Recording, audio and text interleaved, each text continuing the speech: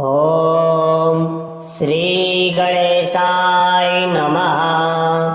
अथ श्री सूर्याष्टकम्। जगन्नाथमेकं जगत्प्राणरूपं जगत्कारणं सर्वदा रक्षकं च जगत्स्वामिनं व्यापकं ह्येकमात्रम् स्वयं ज्योतिरूपं च सूर्यं नमामि। जगन्नायकं विश्ववन्द्यं वरेण्यं जगत्स्वामिनं सूर्यमूर्तिं सुपूज्यं जगच्चक्षुरूपं प्रकाशं ह्यनन्तं स्वयं ज्योतिरूपं च सूर्यं नमामि। सदा ह्येकचक्रं प्रभं देवदेवं प्रदीपं महातेजरूपं च शुभ्रं सदैवं प्रभुं वेदवेदान्तवेद्यं स्वयं ज्योतिरूपं च सूर्यं नमामि। सदा सच्चिदानन्दमेकं परेशं सदा नेत्रयोः विद्यमानस्वरूपं सदा मण्डले ब्रह्मरूपं वरेण्यं स्वयं ज्योतिरूपं च सूर्यं नमामि। निजं निर्गुणं तत्त्वमस्यादिलक्ष्यं सदा निर्मलं सत्यमानन्दमेकम् सदाद्यन्तशून्यं च तेजो ह्यखण्डं स्वयं ज्योतिरूपं च सूर्यं नमामि। यं रूपकं वेदविदो स्मरन्ति गच्छन्ति यन्मण्डलं तत्त्ववन्तः गायन्ति यं रूपकं सामवेदाः स्वयं ज्योतिरूपं च सूर्यं नमामि।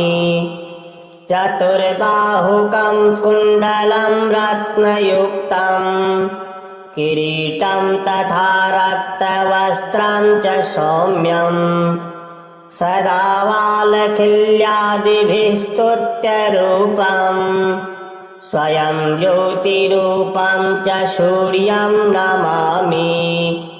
जगत्सर्जको ब्रह्मरूपस्त्वमेव जगत्पालको विष्णुरूपस्त्वमेव जगन्नाशको रुद्ररूपस्त्वमेव स्वयं ज्योतिरूपं च सूर्यं नमामि।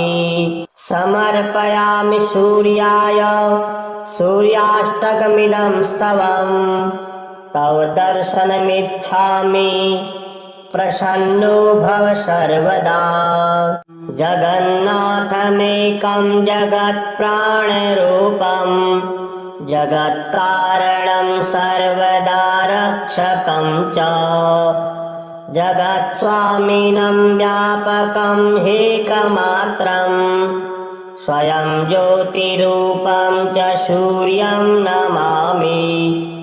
जगन्नायकं विश्ववन्द्यं वरेण्यं जगत्स्वामिनं सूर्यमूर्तिं सुपूज्यं जगच्चक्षुरूपं प्रकाशं ह्यनन्तं स्वयं ज्योतिरूपं च सूर्यं नमामि। सदा ह्येकचक्रं प्रभं देवदेवं प्रदीपं महातेजरूपं च शुभ्रं सदैवं प्रभुं वेदवेदान्तवेद्यं स्वयं ज्योतिरूपं च सूर्यं नमामि। सदा सच्चिदानन्दमेकं परेशं सदा नेत्रयोः विद्यमानस्वरूपं सदा मण्डले ब्रह्मरूपं वरेण्यं स्वयं ज्योतिरूपं च सूर्यं नमामि। निजं निर्गुणं तत्त्वमस्यादिलक्ष्यम् सदा निर्मलं सत्यमानन्दमेकम् सदाद्यन्तशून्यं च तेजोह्यखण्डम् स्वयं ज्योतिरूपं च सूर्यं नमामि यं रूपकं वेदविदो स्मरन्ति गच्छन्ति यन्मण्डलं तत्त्ववन्तः गायन्ति यं रूपकं सामवेदाः स्वयं ज्योतिरूपं च सूर्यं नमामि चतुर्बाहुकं कुण्डलं रत्नयुक्तं किरीटं तथा रक्तवस्त्रं च सौम्यम् सदा वालखिल्यादिभिः स्तुत्यरूपम् स्वयं ज्योतिरूपं च सूर्यं नमामि जगत्सर्जको ब्रह्मरूपस्त्वमेव जगत्पालको विष्णुरूपस्त्वमेव जगन्नाशको रुद्ररूपस्त्वमेव स्वयं ज्योतिरूपं च सूर्यं नमामि समर्पयामि सूर्याय सूर्याष्टकमिदं स्तवम् तव दर्शनमिच्छामि प्रसन्नो भव सर्वदा जगन्नाथमेकं जगत्प्राणरूपं जगत्कारणं सर्वदा रक्षकं च जगत्स्वामिनं व्यापकं ह्येकमात्रम् स्वयं ज्योतिरूपं च सूर्यं नमामि जगन्नायकं विश्ववन्द्यं वरेण्यं जगत्स्वामिनं सूर्यमूर्तिं सुपूज्यम् जगच्चक्षुरूपं प्रकाशं ह्यनन्तम् स्वयं ज्योतिरूपं च सूर्यं नमामि सदा ह्येकचक्रं प्रभं देवदेवं प्रदीपं महातेजरूपं च शुभ्रम् सदैवं प्रभुं वेदवेदान्तवेद्यम् स्वयं ज्योतिरूपं च सूर्यं नमामि सदा सच्चिदानन्दमेकं परेशम् सदा नेत्रयोः विद्यमानस्वरूपम् सदा मण्डले ब्रह्मरूपं वरेण्यं स्वयं ज्योतिरूपं च सूर्यं नमामि निजं निर्गुणं तत्त्वमस्यादिलक्ष्यम् सदा निर्मलं सत्यमानन्दमेकम् सदाद्यन्तशून्यं च तेजोह्यखण्डम् स्वयं ज्योतिरूपं च सूर्यं नमामि यं रूपकं वेदविदो स्मरन्ति गच्छन्ति यन्मण्डलं तत्त्ववन्तः गायन्ति यं रूपकं सामवेदाः स्वयं ज्योतिरूपं च सूर्यं नमामि चतुर्बाहुकं कुण्डलं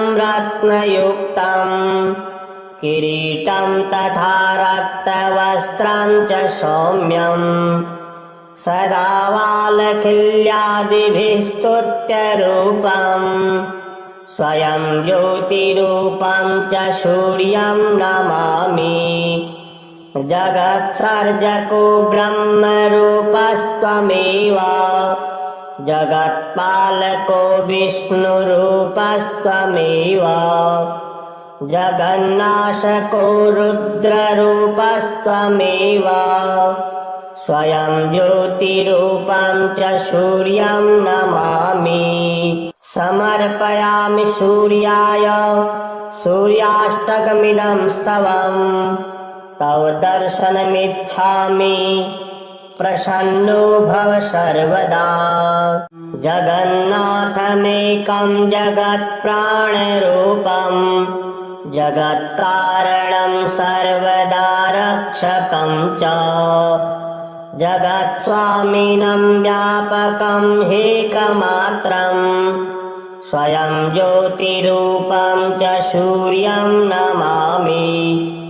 जगन्नायकं विश्ववन्द्यं वरेण्यं जगत्स्वामिनं सूर्यमूर्तिं सुपूज्यं जगच्चक्षुरूपं प्रकाशं ह्यनन्तं स्वयं ज्योतिरूपं च सूर्यं नमामि। सदा एकचक्रं प्रभं देवदेवं प्रदीपं महातेजरूपं च शुभ्रं सदैवं प्रभुं वेदवेदान्तवेद्यं स्वयं ज्योतिरूपं च सूर्यं नमामि। सदा सच्चिदानन्दमेकं परेशं सदा नेत्रयोः विद्यमानस्वरूपं सदा मण्डले ब्रह्मरूपं वरेण्यं स्वयं ज्योतिरूपं च सूर्यं नमामि। निजं निर्गुणं तत्त्वमस्यादिलक्ष्यं सदा निर्मलं सत्यमानन्दमेकं सदाद्यन्तशून्यं च तेजो ह्यखण्डं स्वयं ज्योतिरूपं च सूर्यं नमामि।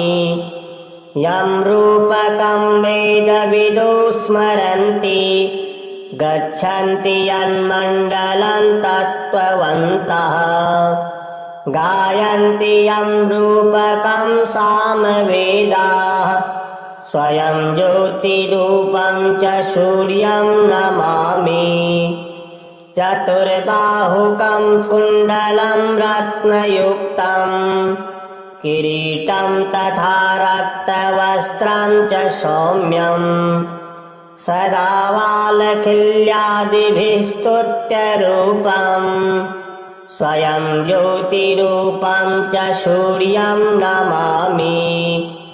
जगत्सर्जको ब्रह्मरूपस्त्वमेव जगत्पालको विष्णुरूपस्त्वमेव जगन्नाशको रुद्ररूपस्त्वमेव स्वयं ज्योतिरूपं च सूर्यं नमामि। समर्पयामि सूर्याय सूर्याष्टकमिदं स्तवम् तव दर्शनमिच्छामि प्रसन्नो भव सर्वदा। जगन्नाथमेकं जगत्प्राणरूपं जगत्कारणं सर्वदा रक्षकं च जगत्स्वामिनं व्यापकं ह्येकमात्रं स्वयं ज्योतिरूपं च सूर्यं नमामि। जगन्नायकं विश्ववन्द्यं वरेण्यं जगत्स्वामिनं सूर्यमूर्तिं सुपूज्यं जगच्चक्षुरूपं प्रकाशं ह्यनन्तं स्वयं ज्योतिरूपं च सूर्यं नमामि। सदा एकचक्रं प्रभं देवदेवं प्रदीपं महातेजरूपं च शुभ्रं सदैवं प्रभुं वेदवेदान्तवेद्यं स्वयं ज्योतिरूपं च सूर्यं नमामि। सदा सच्चिदानन्दमेकं परेशं सदा नेत्रयोः विद्यमानस्वरूपं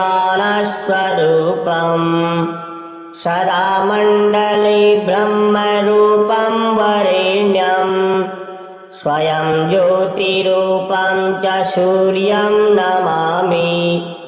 निजं निर्गुणं तत्त्वमस्यादिलक्ष्यं सदा निर्मलं सत्यमानन्दमेकम्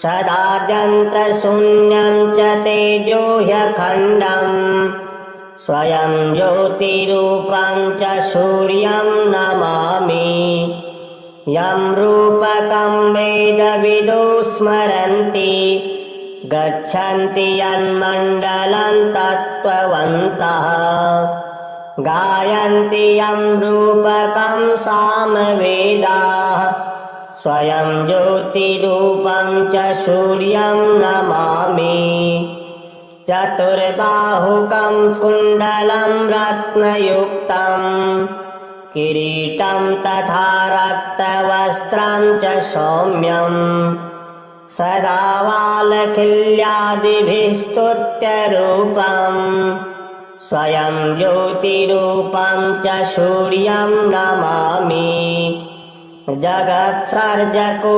ब्रह्मरूपस्त्वमेव जगत्पालको विष्णुरूपस्त्वमेव जगन्नाशको रुद्ररूपस्त्वमेव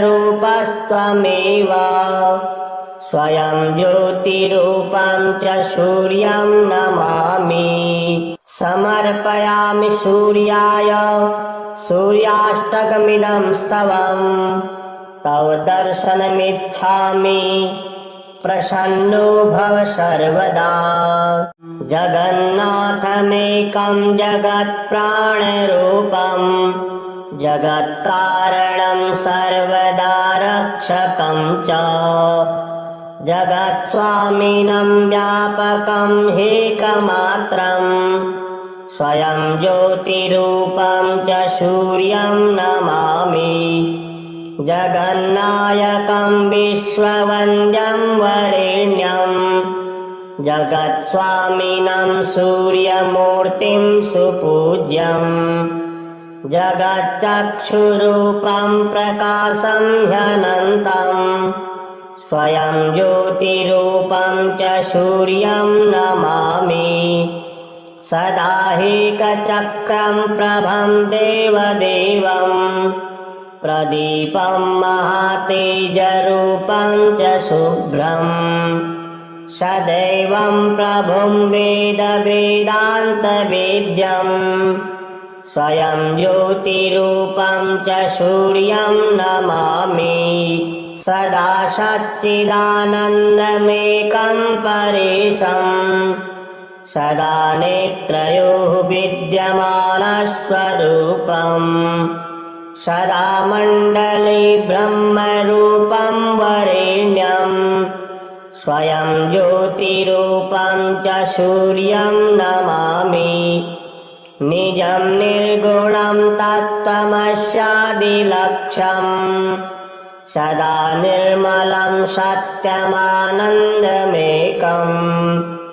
सदाद्यन्तशून्यं च तेजोह्यखण्डम् स्वयं ज्योतिरूपं च सूर्यं नमामि यं रूपकं वेदविदो स्मरन्ति गच्छन्ति यन्मण्डलं तत्त्ववन्तः गायन्ति यं रूपकं सामवेदाः स्वयं ज्योतिरूपं च सूर्यं नमामि चतुर्बाहुकं कुण्डलं रत्नयुक्तं किरीटं तथा रक्तवस्त्रं च सौम्यं सदा वालखिल्यादिभिः स्तुत्यरूपं स्वयं ज्योतिरूपं च सूर्यं नमामि जगत्सर्जको ब्रह्मरूपस्त्वमेव जगत्पालको विष्णुरूपस्त्वमेव जगन्नाशको रुद्ररूपस्त्वमेव स्वयं ज्योतिरूपं च सूर्यं नमामि समर्पयामि सूर्याय सूर्याष्टकमिदं स्तवम् तव दर्शनमिच्छामि प्रसन्नो भव सर्वदा। जगन्नाथमेकं जगत्प्राणरूपं जगत्कारणं सर्वदा रक्षकं च जगत्स्वामिनं व्यापकं ह्येकमात्रं स्वयं ज्योतिरूपं च सूर्यं नमामि। जगन्नायकं विश्ववन्द्यं वरेण्यं जगत्स्वामिनं सूर्यमूर्तिं सुपूज्यं जगच्चक्षुरूपं प्रकाशं ह्यनन्तं स्वयं ज्योतिरूपं च सूर्यं नमामि। सदा ह्येकचक्रं प्रभं देवदेवं प्रदीपं महातेजरूपं च शुभ्रम् सदैवं प्रभुं वेदवेदान्तवेद्यं स्वयं ज्योतिरूपं च सूर्यं नमामि। सदा सच्चिदानन्दमेकं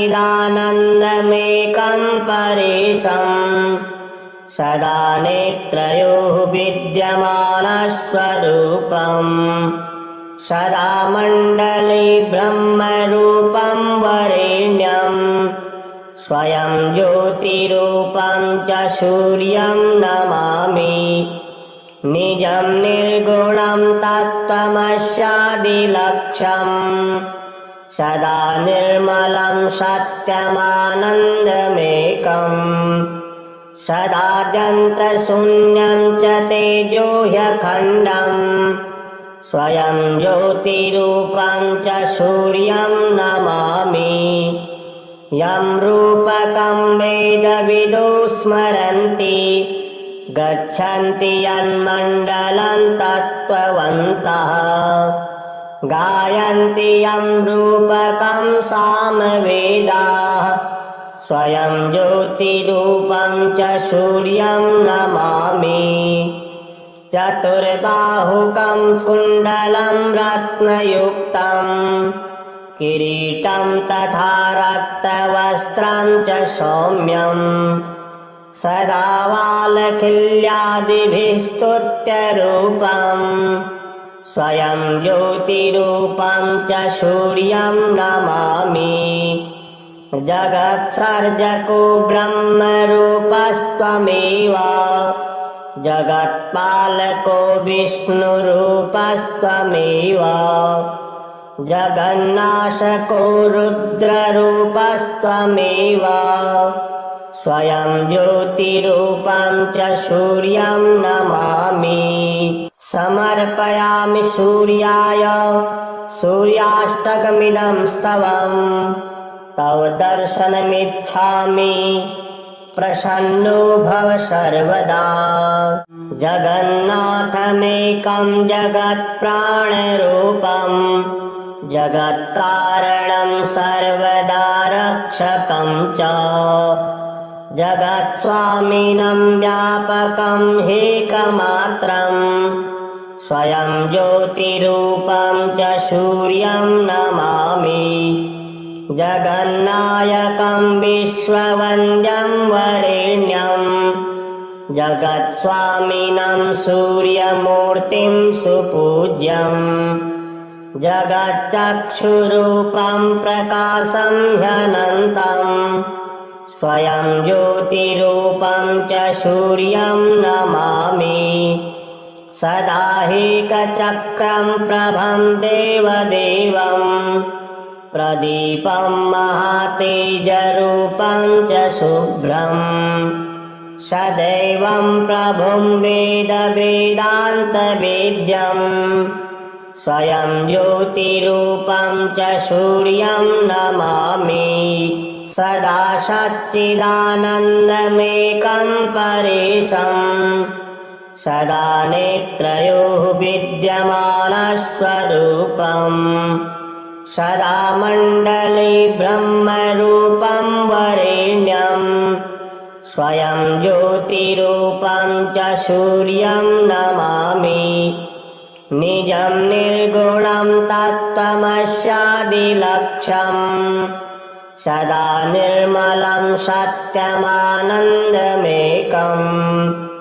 सदाद्यन्तशून्यं च तेजो ह्यखण्डम् स्वयं ज्योतिरूपं च सूर्यं नमामि यं रूपकं वेदविदो स्मरन्ति गच्छन्ति यन्मण्डलं तत्त्ववन्तः गायन्ति यं रूपकं सामवेदाः स्वयं ज्योतिरूपं च सूर्यं नमामि चतुर्बाहुकं कुण्डलं रत्नयुक्तं किरीटं तथा रक्तवस्त्रं च सौम्यम् सदा वालखिल्यादिभिः स्तुत्यरूपम् स्वयं ज्योतिरूपं च सूर्यं नमामि जगत्सर्जको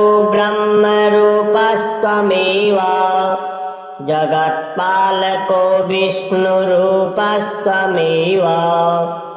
जगन्नाशको रुद्ररूपस्त्वमेव स्वयं ज्योतिरूपं च सूर्यं नमामि समर्पयामि सूर्याय सूर्याष्टकमिदं स्तवम् तव दर्शनमिच्छामि प्रसन्नो भव सर्वदा जगन्नाथमेकं जगत्प्राणरूपं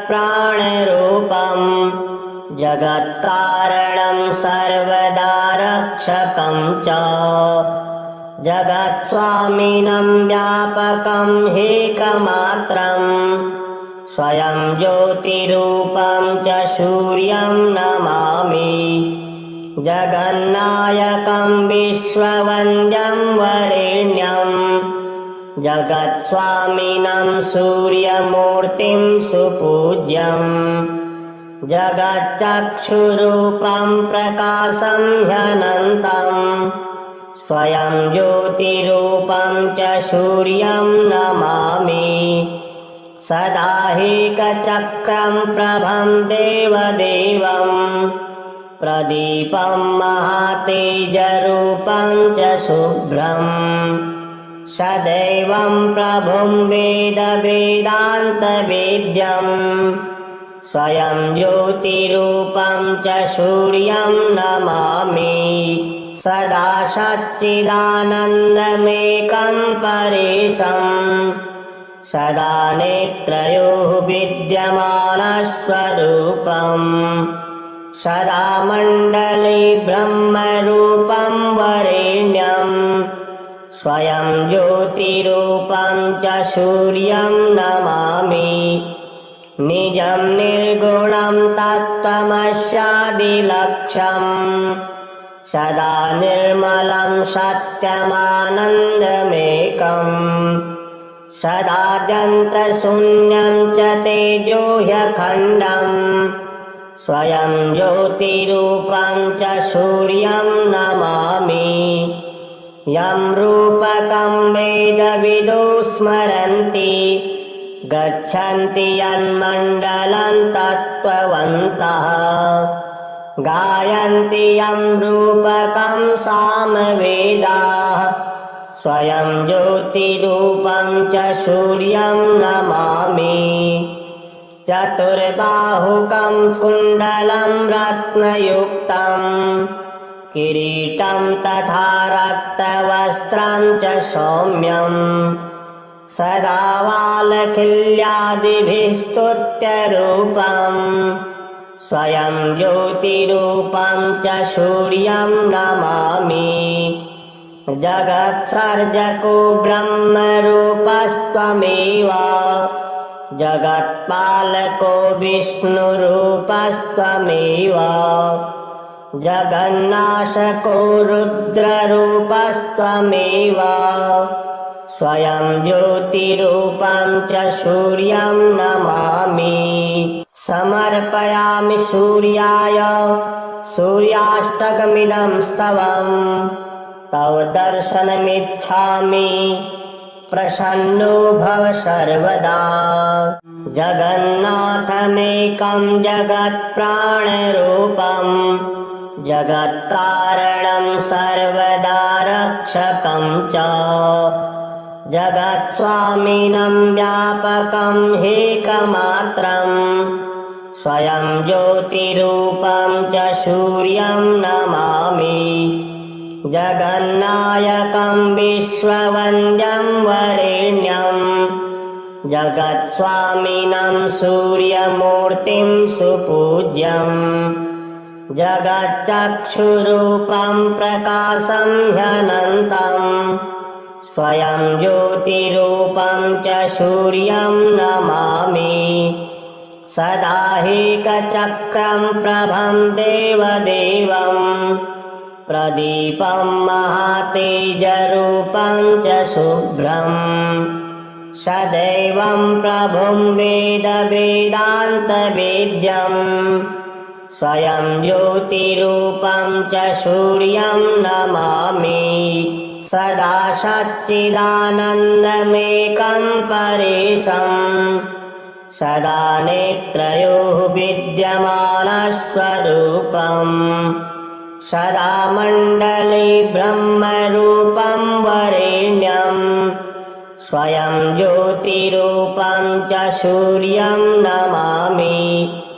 निजं निर्गुणं तत्त्वमस्यादिलक्ष्यं सदा निर्मलं सत्यमानन्दमेकं सदाद्यन्तशून्यं च तेजो ह्यखण्डं स्वयं ज्योतिरूपं च सूर्यं नमामि। यं रूपकं वेदविदो स्मरन्ति गच्छन्ति यन्मण्डलं तत्त्ववन्तः गायन्ति यं रूपकं सामवेदाः स्वयं ज्योतिरूपं च सूर्यं नमामि। चतुर्बाहुकं कुण्डलं रत्नयुक्तं किरीटं तथा रक्तवस्त्रं च सौम्यं सदा वालखिल्यादिभिः स्तुत्यरूपं स्वयं ज्योतिरूपं च सूर्यं नमामि। जगत्सर्जको ब्रह्मरूपस्त्वमेव जगत्पालको विष्णुरूपस्त्वमेव जगन्नाशको रुद्ररूपस्त्वमेव स्वयं ज्योतिरूपं च सूर्यं नमामि। समर्पयामि सूर्याय सूर्याष्टकमिदं स्तवं तव दर्शनमिच्छामि प्रसन्नो भव सर्वदा। जगन्नाथमेकं जगत्प्राणरूपं जगत्कारणं सर्वदा रक्षकं च जगत्स्वामिनं व्यापकं ह्येकमात्रं स्वयं ज्योतिरूपं च सूर्यं नमामि। जगन्नायकं विश्ववन्द्यं वरेण्यं जगत्स्वामिनं सूर्यमूर्तिं सुपूज्यं जगच्चक्षुरूपं प्रकाशं ह्यनन्तं स्वयं ज्योतिरूपं च सूर्यं नमामि। सदाहिकचक्रं प्रभं देवदेवं प्रदीपं महातेजरूपं च शुभ्रं सदैवं प्रभुं वेदवेदान्तवेद्यं स्वयं ज्योतिरूपं च सूर्यं नमामि। सदा सच्चिदानन्दमेकं परेशं सदा नेत्रयोः विद्यमानस्वरूपं सदा मण्डले ब्रह्मरूपं वरेण्यं स्वयं ज्योतिरूपं च सूर्यं नमामि। निजं निर्गुणं तत्त्वमस्यादिलक्ष्यं सदा निर्मलं सत्यमानन्दमेकम् सदाद्यन्तशून्यं च तेजोह्यखण्डम् स्वयं ज्योतिरूपं च सूर्यं नमामि यं रूपकं वेदविदो स्मरन्ति गच्छन्ति यन्मण्डलं तत्त्ववन्तः गायन्ति यं रूपकं सामवेदाः स्वयं ज्योतिरूपं च सूर्यं नमामि चतुर्बाहुकं कुण्डलं रत्नयुक्तं किरीटं तथा रक्तवस्त्रं च सौम्यं सदा वालखिल्यादिभिः स्तुत्यरूपं स्वयं ज्योतिरूपं च सूर्यं नमामि जगत्सर्जको ब्रह्मरूपस्त्वमेव जगत्पालको विष्णुरूपस्त्वमेव जगन्नाशको रुद्ररूपस्त्वमेव स्वयं ज्योतिरूपं च सूर्यं नमामि समर्पयामि सूर्याय सूर्याष्टकमिदं स्तवम् तव दर्शनमिच्छामि प्रसन्नो भव सर्वदा जगन्नाथमेकं जगत्प्राणरूपं जगत्कारणं सर्वदा रक्षकं च जगत्स्वामिनं व्यापकं ह्येकमात्रं स्वयं ज्योतिरूपं च सूर्यं नमामि जगन्नायकं विश्ववन्द्यं वरेण्यं जगत्स्वामिनं सूर्यमूर्तिं सुपूज्यं जगच्चक्षुरूपं प्रकाशं ह्यनन्तं स्वयं ज्योतिरूपं च सूर्यं नमामि सदा ह्येकचक्रं प्रभं देवदेवं प्रदीपं महातेजरूपं च शुभ्रम् सदैवं प्रभुं वेदवेदान्तवेद्यं स्वयं ज्योतिरूपं च सूर्यं नमामि सदा सच्चिदानन्दमेकं परेशं सदा नेत्रयोः विद्यमानस्वरूपम् सदा मण्डले ब्रह्मरूपं वरेण्यं स्वयं ज्योतिरूपं च सूर्यं नमामि निजं निर्गुणं तत्त्वमस्यादिलक्ष्यम् सदा निर्मलं सत्यमानन्दमेकम् सदाद्यन्तशून्यं च तेजोह्यखण्डम् स्वयं ज्योतिरूपं च सूर्यं नमामि यं रूपकं वेदविदो स्मरन्ति गच्छन्ति यन्मण्डलं तत्त्ववन्तः गायन्ति यं रूपकं सामवेदाः स्वयं ज्योतिरूपं च सूर्यं नमामि चतुर्बाहुकं कुण्डलं रत्नयुक्तं किरीटं तथा रक्तवस्त्रं च सौम्यं सदा वालखिल्यादिभिः स्तुत्यरूपं स्वयं ज्योतिरूपं च सूर्यं नमामि जगत्सर्जको ब्रह्मरूपस्त्वमेव जगत्पालको विष्णुरूपस्त्वमेव जगन्नाशको रुद्ररूपस्त्वमेव स्वयं ज्योतिरूपं च सूर्यं नमामि समर्पयामि सूर्याय सूर्याष्टकमिदं स्तवम् तव दर्शनमिच्छामि प्रसन्नो भव सर्वदा। जगन्नाथमेकं जगत्प्राणरूपं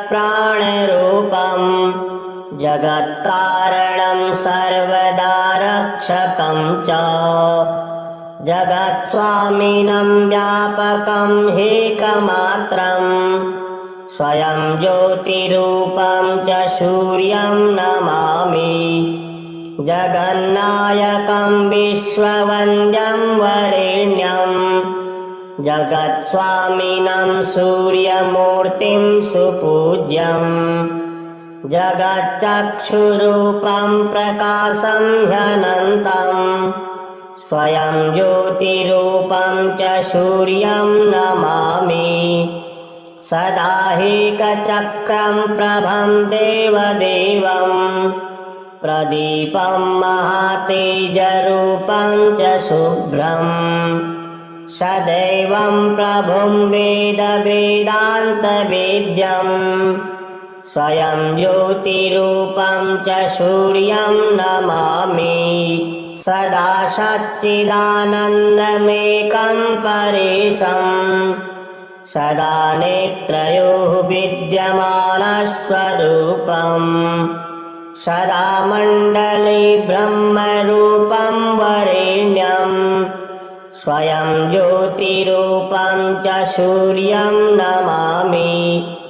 निजं निर्गुणं तत्त्वमस्यादिलक्ष्यं सदा निर्मलं सत्यमानन्दमेकं सदाद्यन्तशून्यं च तेजो ह्यखण्डं स्वयं ज्योतिरूपं च सूर्यं नमामि।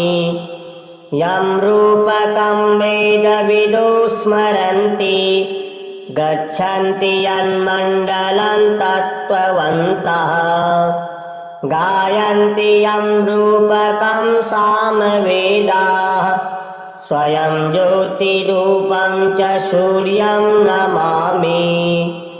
चतुर्बाहुकं कुण्डलं रत्नयुक्तं किरीटं तथा रक्तवस्त्रं च सौम्यं सदा वालखिल्यादिभिः स्तुत्यरूपं स्वयं ज्योतिरूपं च सूर्यं नमामि। जगत्सर्जको ब्रह्मरूपस्त्वमेव जगत्पालको विष्णुरूपस्त्वमेव जगन्नाशको रुद्ररूपस्त्वमेव स्वयं ज्योतिरूपं च सूर्यं नमामि। समर्पयामि सूर्याय सूर्याष्टकमिदं स्तवम् तव दर्शनमिच्छामि प्रसन्नो भव सर्वदा। जगन्नाथमेकं जगत्प्राणरूपं जगत्कारणं सर्वदा रक्षकं च जगत्स्वामिनं व्यापकं ह्येकमात्रं स्वयं ज्योतिरूपं च सूर्यं नमामि। जगन्नायकं विश्ववन्द्यं वरेण्यं जगत्स्वामिनं सूर्यमूर्तिं सुपूज्यं जगच्चक्षुरूपं प्रकाशं ह्यनन्तं स्वयं ज्योतिरूपं च सूर्यं नमामि। सदा ह्येकचक्रं प्रभं देवदेवं प्रदीपं महातेजरूपं च शुभ्रम् सदैवं प्रभुं वेदवेदान्तवेद्यं स्वयं ज्योतिरूपं च सूर्यं नमामि। सदा सच्चिदानन्दमेकं परेशं सदा नेत्रयोः विद्यमानस्वरूपं सदा मण्डले ब्रह्मरूपं वरेण्यं स्वयं ज्योतिरूपं च सूर्यं नमामि।